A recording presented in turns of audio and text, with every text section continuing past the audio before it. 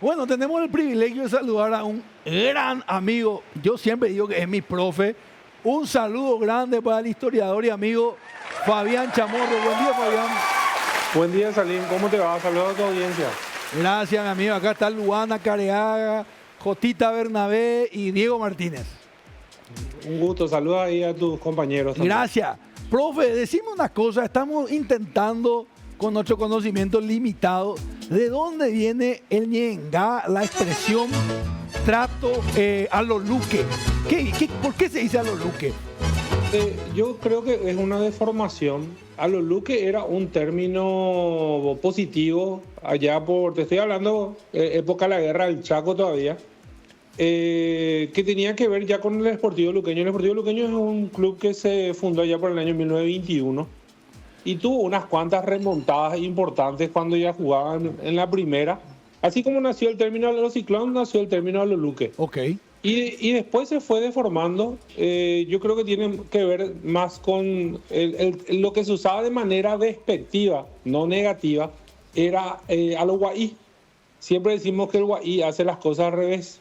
Ya. Entonces, de alguna manera, en algún momento se terminaron asociando ambos términos y se quedó a los luque. Pero a los luque era una expresión positiva que se convirtió en una expresión que hoy en día se usa también de manera despectiva.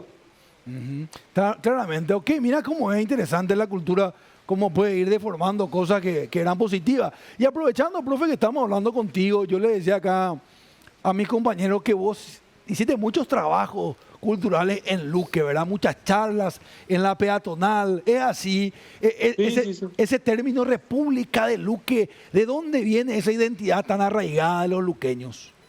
Y eso es más extraño todavía, porque yo siempre hago una comparación con el Guairá. Yo, por ejemplo, el Guairá entiendo su sentido de identidad porque desde sus conquistadores hasta su formación territorial tiene que ver con la entidad que se llama Villarrica. Sin embargo, Luque es una extensión de Asunción. Claro. Y sin embargo, ellos supieron crear una identidad y yo creo que tiene que ver también el club de fútbol, fundado por un sacerdote que justamente era guaireño, o sea, que era de Villarrica. Y a partir de ese club ellos forman una identidad mucho más fuerte que el resto del resto de lo que sería hoy Central. Tanto así que usan el término república. Yo encuentro la primera vez que usan como término república de Luque allá por la década de 1990 recién. Ah, o sea, sí. era evidentemente algo generó una cuestión de orgullo que hizo que Luque hoy sea, para mí, junto con Villarrica, las únicas entidades territoriales paraguayas que tienen un sentido de identidad muy, muy fuerte. Claro, uno ve eso en los luqueños de una manera. Recordame un poco, profe, segunda capital del Paraguay fue Luque, eso influyó mucho en la importancia de la ciudad. ¿Qué opinión tenés al respecto? Sí, influyó porque es justamente uno de los elementos que se usa para fortalecer la identidad, tiene que ver con el elemento histórico. Y el elemento histórico ahí es la declaración de Luque como segunda capital del Paraguay el 22 de febrero del año 1868. Los acorazados brasileños cruzaron Humaitá y llegaron a Asunción en ese mes. Entonces se declaró la desocupación de Asunción y Luque se constituyó en capital. Y fue capital hasta diciembre de ese año, o sea, fue capital por varios meses. Y ese elemento histórico, hasta hoy en día, se festeja y se conmemora con mucho ruido en Luque. Claro que sí. Vos sabés, profe, que estoy acá en los estudios de América, que es en la UNASUR, donde había hecho un diplomado de historia contigo que me sirvió muchísimo. Siempre haces estos trabajos espectaculares, eran tu diplomado. La verdad que ustedes fueron la primera promoción y ahora hace un mes terminó la segunda promoción. Estamos haciendo de manera anual por lo menos. Así que qué capo. Este año ya tuvimos el doble que el año pasado y yo creo que va a ir subiendo porque hay un interés de la gente de conocer un poco la historia del Paraguay. Me encanta, me encanta. Vos sabés que quería hablar contigo aprovechando. Vi que estás trabajando intensamente y nos pone muy felices a todos. En varios programas de televisión. He visto que estuviste grabando desde Los Cañoneros. ¿Fue así? ¿Dónde fue eso? Sí, hicimos el programa en vivo de los cañoneros. Por la fecha de la Paz del Chaco, los cañoneros fueron fundamentales para la soberanía, para mantener la soberanía paraguaya en el río Paraguay durante la Guerra del Chaco. Así que pensamos en Asunción, y cuando pensás en Asunción y la Guerra del Chaco tenés dos lugares. Uno son los cañoneros, el otro es el Estadio Defensores del Chaco, donde se sirvió de campo de acantonamiento durante la contienda bélica. Entonces, por eso es que elegimos los cañoneros para hacer el programa. ¿Cómo se llamaban los defensores del Chaco cuando servía para aglutinar a los soldados? Stadium de Puerto Sajonia. Ah, Y ok. se llamó así hasta la década de 1970 aproximadamente, en el que eligieron el término. Se iba a llamar Vencedores del Chaco. Sí. Pero como en aquella época se jugaba ya este partido de la Paz del Chaco entre Bolivia y Paraguay todos los años, entonces para suavizar el término, entonces usaron Defensores del Chaco. Ah, conozco esa historia. No quiero dejar pasar, hacerte esta pregunta. Hoy estamos hablando en la editorial acá con mis compañeros de la excelencia, de que los paraguayos no necesariamente somos Bahí o Pareí, Peixante, que también somos excelentes. Y me viene a la memoria una historia que creo que vos no podés confirmar claramente, que tiene que ver con los cañoneros que fueron diseñados también y con gran influencia de una persona que creo que demuestra esa excelencia que podemos tener los paraguayos, que es el capitán Bozano.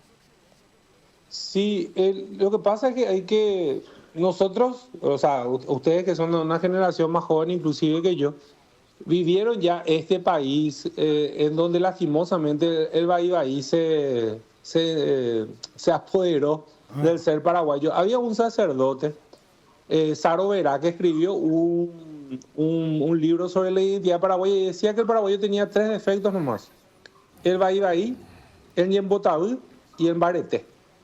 Y si cada uno de nosotros nos comenzamos a analizar, probablemente tenemos uno o varios de esos elementos de los que habló Saro Verá. Okay. Pero existió un Paraguay diferente, y ese Paraguay diferente lastimosamente afloró en sus momentos más difíciles. ¿Qué quiere decir? Durante sus guerras internacionales, donde el paraguayo tuvo que ser creativo, donde el paraguayo tuvo que hacer bien las cosas para prevalecer. Y en la Guerra del Chaco le tuvimos a varios genios, entre ellos José Bozano, que no solamente diseñó los cañoneros, sino que también, por ejemplo, logró que Paraguay produzca granadas en una época donde eran muy pocos países los que podían hacerlo. Paraguay produjo sus propias granadas, Paraguay produjo sus propias bombas de aviación, sus propias bombas de agua, las carrocerías de sus camiones. O sea, era un Paraguay diferente que ojalá algún día a los paraguayos de ahora nos toque también conocer.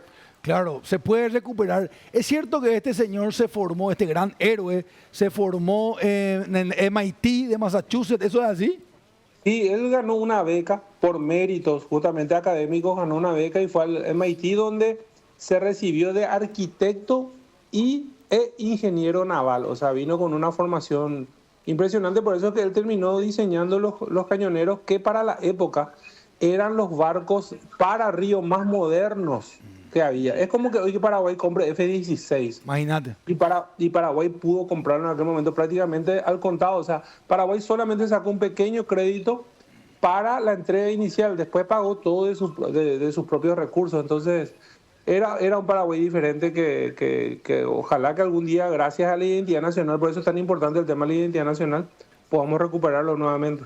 Siempre recuerdo que vos te identificás como un gestor cultural, ¿verdad? Cuando vos me contabas, historiador, yo más que nada soy un gestor cultural y te veo tan activo ya varios años, mi querido Fabián, haciendo esta labor. Estoy seguro que has contribuido mucho en que se despierte nueva esa chispa de la identidad original paraguaya.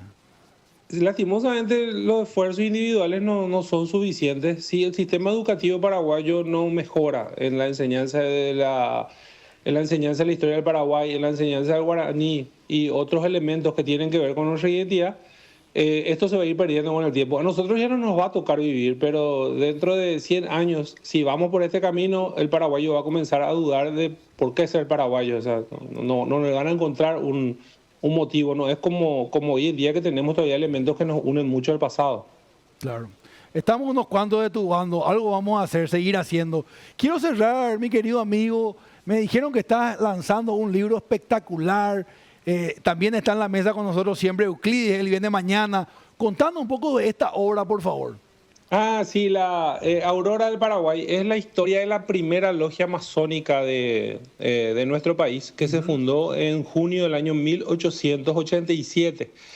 Y Euclides justamente es obrero, se le dice obrero a los que trabajan en talleres masónicos de esa logia. Así que a través de él voy a ver si les puedo hacer llegar el libro.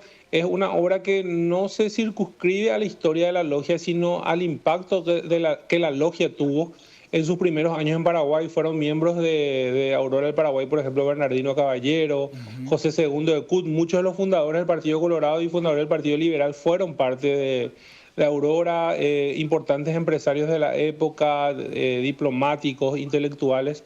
Entonces es un recorrido histórico del impacto de Aurora en nuestra sociedad. Espectacular. Decime una cosa, vos escribiste también el Gran Iniciado, profe. Con Saúl Zaputovich, sí, el Gran Iniciado de... Guaireño. Justamente Guaireño, sí, justamente hablando de Guaireño. Sí, habíamos escrito ya hace unos años. La segunda edición yo escribí, la primera edición es de su autoría solamente. Y justamente es uno de los personajes que más estudié. ¿Sí? El de Bernardino Caballero, porque me llamó siempre la atención como una persona que no tenía una formación académica importante llegó a ser tan trascendente para la historia del Paraguay. Claro. Él, voy a hablar del 87, 1887, él terminaba su presidencia, ¿verdad? Formal. Sí.